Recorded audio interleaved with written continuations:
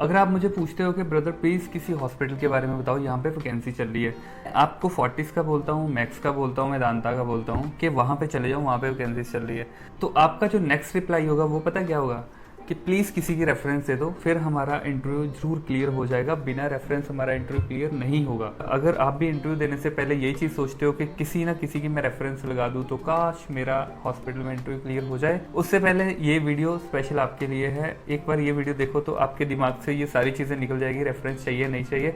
सबसे पहली चीज़, वीडियो शुरू करने से पहले मैं अपनी बता देता हूँ कि आज तक मैंने 50 से ज़्यादा हॉस्पिटल में इंटरव्यू दी है, एक भी हॉस्पिटल में मैं रेफरेंस नहीं लगाई, एक भी हॉस्पिटल में। और रेफरेंस का देखो, मैं आपको बताता हूँ कि रेफरेंस काम तो करती है, ऐसा नहीं कि रेफरेंस काम नहीं करती। अगर आप रेफरेंस देके जाते हो तो वहाँ पे आपके चांसेस और ज़्यादा बढ़ जाते हैं कि आप इंटरव्यू क्लियर कर लोगे। देखो दो चीज़ें हैं, नॉलेज है, रेफरेंस है, ठीक है। नॉलेज आपकी बहुत बढ़िया है, रेफरेंस जीरो, रेफरेंस की जरूरत नहीं है।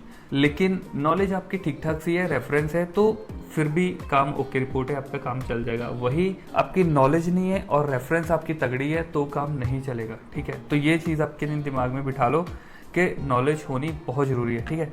अभी देखो मैं आपको बताता हूँ कि 50% अगर आपको नॉलेज है ना, 50% आपने अपने जीएनएम के दौरान, बीएससी के दौरान बहुत अच्छे से पढ़ाई करी है, या आपने गवर्नमेंट की तैयारी करी तो आपको थोड़ी सी टेक्निकल नॉलेज है अंदर की, हर चीज़ की, नॉर्मल वैल्यूज़ का पता है आपको, एबीजीज के बारे में पता है, मेटाबॉलिक एसिडोसिस ये वो, वेंटिलेटर के बारे में पता है, तो मैं मान सकता हूँ कि ठीक है 50% आपकी नॉलेज है। तो वहाँ पे 20% काम आपका रेफरेंस करेगी, तो 70% आप अगर वहाँ पे एक तरह से हम मतलब एज्यूम करके चलने के 70% तक आप ले लेते हो मार्क्स, तो आप पास हो जाते हो। अभी दूसरा जो सिनेरियो हम ऐसे देखते हैं, आपके पास फुल नॉलेज है, 70% आपको नॉलेज है, ठीक है, अच्छी से आपने पढ़ाई करी है, सब चीज़ें करी है, इवन अगर आपने मेरा कोर्स भी ज्वाइन करा है, जब वो भी नहीं करा है, वैसे ही मान लो यूट्यूब से ही आपने पढ़ा है, कैसे भी पढ़ा है, तो आपने ऐसा है कि 70% नॉलेज अपनी गेन कर ली है, वहाँ पे रेफरेंस की ज़रूरत आपको है ही नहीं, आप ऐसे ही क्लियर कर लोगे। क्योंकि हर हॉस्पिटल को ऐसा बंदा चाहिए होता है जो बिल्कुल ज़बरदस्त नॉलेज वाला बंदा हो,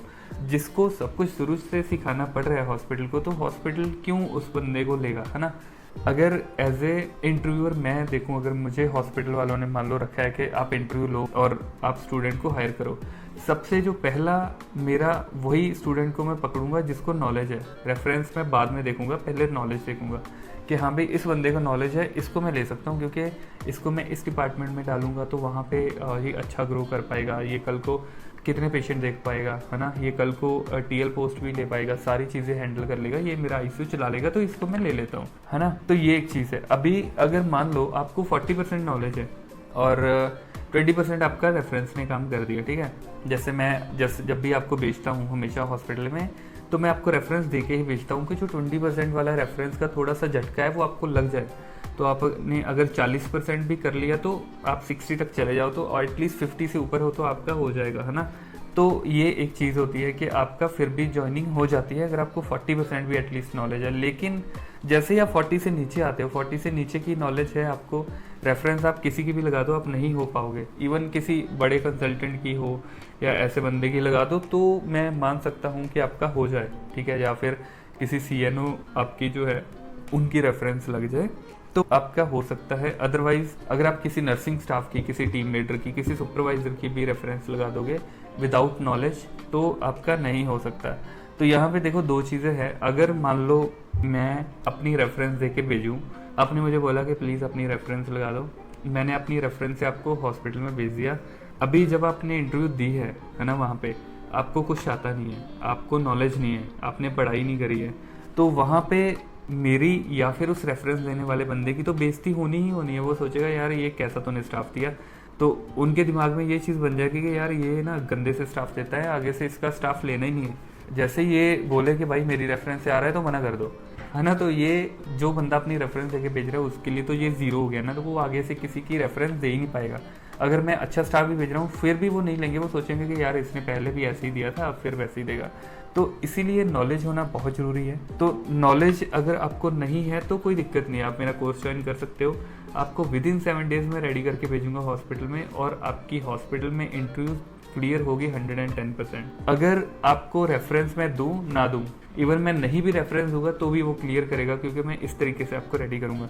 बाकी रेफरेंस मैं ऑलवेज दे के भेजता हूँ जब भी मेरा स्टाफ कहीं जाता है, क्योंकि ऑलमोस्ट हर हॉस्पिटल में मेरे स्टाफ है वो काम कर रहे हैं, तो उन्हीं की मैं रेफरेंस लगा के भेज देता हूँ और आराम से वो क्लियर भी कर लेते हैं, कोई दिक्कत नहीं आती। अगर आपको भी कोर्स ज्वाइन करना है जहाँ आपको अपने आप को रेडी करना है, मैंने बहुत ही कम प्राइस रखा हुआ है कोर्स का इस महीने के लिए, तो आप ज़रूर कोर्स ज्वाइन कर सकते हो। तो नीचे डिस्क्रिप्शन में मैंने पूरी डिटेल डाली है, मेरा नंबर भी फ्लैश हो रहा होगा नीचे, तो वहाँ से आप मुझे मैसेज भी कर सकते हो कि आपको कोर्स ज्वाइन करना है, तो मैं आपको रेडी कर दूंगा हॉस्पिटल के इंटरव्यू के लिए। बहुत सारे हॉस्पिटल में इंटरव्यू चल रही है, बहुत सारे। तो कभी ये मत सोचो घर पे बैठे आप मैसेज देखते रहते हो। मेरे टेलीग्राम पे भी मैं बहुत सारे मैसेज चेक करता रहता हूँ, मैं बहुत ज़्यादा रिप्लाई उसमें नहीं करता हूँ। कुछ रिप्लाई करने वाली चीज़ होती है तो मैं ज़रूर करता हूँ, जब मेरे पास कोई वैकेंसीज होती है तो मैं ज़रूर डालता हूँ। लेकिन मोस्टली अपने स्टूडेंट्स के लिए मैं हमेशा रिसर्च करता रहता हूँ, हमेशा इंटरव्यूज़ देने जाता रहता हूँ कि मैं अगर मान लो कुछ मेरे स्टूडेंट है वो बोलेंगे कि मुझे आर्टिमिस में जाना है, तो मैं कोशिश करता हूँ पहले मैं वहाँ पे जाऊँ, वहाँ पे इंटरव्यू दूँ, उनका क्वेश्चन पेपर लेके आऊँ, मैं अपने स्टूडेंट को क्वेश्चन पेपर दूँ पहले, उसके बाद मैं उसको भेजूँ। पहले मैं उसको रेडी करूँगा, उसके बाद मैं उसको भेजूँगा, फिर उसको रेफरेंस भी दे के भेजूँगा, है ना। तो मेरा यही रहता है कि मेरा एक भी स्टूडेंट फेल ना हो, आराम से इंटरव्यू क्लियर कर ले, और कहते भी हैं क्योंकि ऑब्वियसली जब उनको अच्छे से तैयारी है तो कोई प्रॉब्लम नहीं है।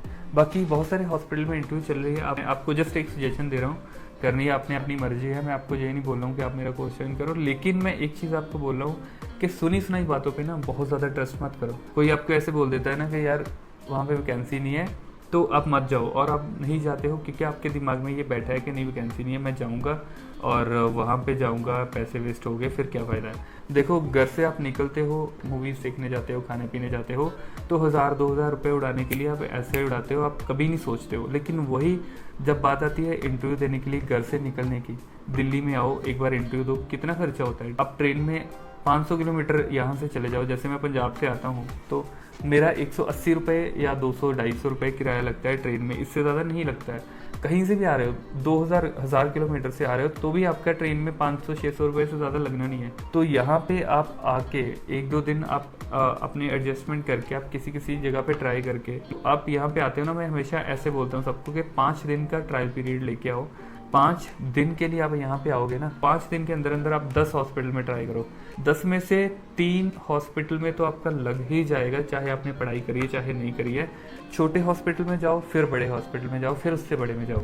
बड़े में आपकी नहीं लगी कोई प्रॉब्लम नहीं है, छोटे में लग गई ना, उसमें भी नहीं लगी, उसमें भी छोटे, उससे भी छोटे में चले जाओ। एटलीस्ट अप टू 15,000 तो आपको मिलेगी ना स्टार्टिंग के लिए। इतनी सैलरी अगर आपको मिल जाती है, आपकी सैलरी 1 महीने बाद आ जाती है, 1 महीने बाद आपके पास इतने पैसे हैं कि आप वो पूरा महीना अलग अलग हॉस्पिटल में ट्राई करते रहो।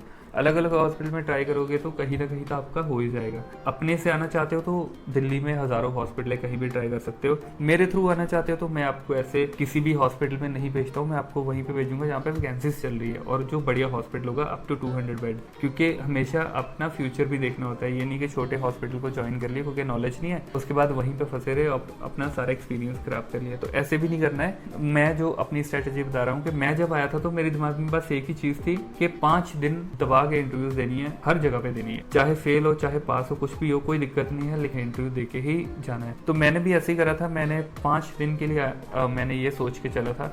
2 हॉस्पिटल में उस टाइम पे जब मैं 2019 में आया था तो मेरी कुछ इतनी नॉलेज नहीं थी, पढ़ाई नहीं थी, क्योंकि पंजाब में बहुत ज़्यादा अच्छे जो हॉस्पिटल्स हैं वो अच्छे हॉस्पिटल तो है लेकिन बहुत ज़्यादा क्लासेस वगैरह नहीं होती वहाँ पे। अब का मुझे पता नहीं होती कि नहीं, उस टाइम पे नहीं होती थी, तो मुझे भी इतनी नॉलेज नहीं थी।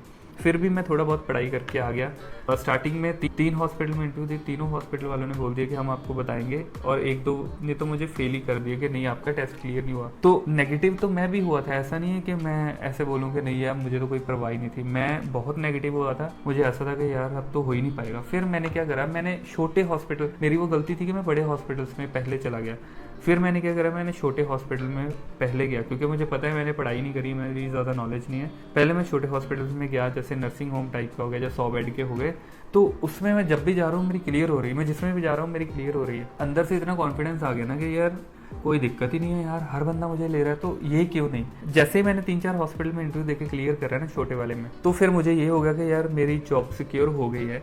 अब मुझे जस्ट अपने आप को प्रूफ करने जाना है, जहाँ एक तरह से बोल लो कि मैं इसलिए जा रहा था कि एक बार देख लूँ कि अभी क्या होता है, इसमें क्या होता है, इसमें कितनी सैलरी लगाते हैं। मुझे अभी भी याद है, मैं नेशनल हार्ट इंस्टीट्यूट में गया था, उन्होंने मेरी 16,000 salary as a 1 year experience, मुझे मेडिकल आईसीयू एक्सपीरियंस था 1 साल का। उस टाइम पे उन्होंने मुझे क्या करा था, मुझे उन्होंने अपने आईसीयू में भेज दिया मेरी नॉलेज देखने के लिए। नॉलेज तो मुझे थी क्योंकि वहाँ पे 3-3 हम वेंटिलेटर वाले पेशेंट देखते थे। हमारे वहाँ पे 1:3 होता था कि आपको 2 से 3 पेशेंट वेंटी वाले मिलते ही मिलते थे। मतलब मैंने वहाँ पे देखा पेशेंट वगैरह सब कुछ करा, सक्शनिंग ये वो उन्होंने मेरे से करवाया और मुझे उन्होंने क्लियर कर दिया कि 3 घंटे काम करवाने के बाद उन्होंने मुझे बोला कि हाँ भाई आपको हम ले लेंगे। तो लेकिन फिर मैंने अपने इस वाले हॉस्पिटल में, यहाँ पे मैं अभी काम कर रहा हूँ, वहाँ पे मैंने ट्राई किया और वहाँ पे मुझे उससे भी ज़्यादा मतलब 21,000 उस टाइम पे मुझे मिली 2019 में, क्योंकि मुझे 1 साल की एक्सपीरियंस था। तो तब से मैं इसी हॉस्पिटल में काम कर रहा हूँ क्योंकि मैं बिल्कुल सेटिस्फाइड हूँ अपनी सैलरी से, अपनी जॉब परफॉर्मेंस से और हर चीज़ से, है ना। तो मुझे ऐसा कभी लगा नहीं कि मुझे हॉस्पिटल चेंज करना चाहिए, और अगर कभी लगे तो डेफिनेटली मैं चेंज करूँगा, लेकिन फ़िलहाल मुझे ऐसा लगा नहीं तो मैंने कुछ चेंज करने का सोचा नहीं। मैं जस्ट आपको बता रहा हूँ कि आपको इस तरीके से आना है, दिमाग में रख के चलो कि मुझे आराम से इतने हॉस्पिटल में इंटरव्यू तो देनी ही देनी है। फेल हो जाओ पास हो जाओ वो मैटर नहीं करता है, लेकिन जितने हॉस्पिटल सोच के आओ उतने में इंटरव्यू दो, उसके बाद सोचो कि आपको आगे क्या करना है। ये जो आज की वीडियो है इसमें एक तो मुझे रेफरेंस का आपको बताना है, जो आपने बहुत बड़ा हुआ बना रखा है तो वो ऐसा कुछ नहीं होता है रेफरेंस का। 20% से ज़्यादा रेफरेंस मैटर नहीं करती है, एक्सेप्ट किसी बड़े कंसल्टेंट या फिर CNO वगैरह की हो तो।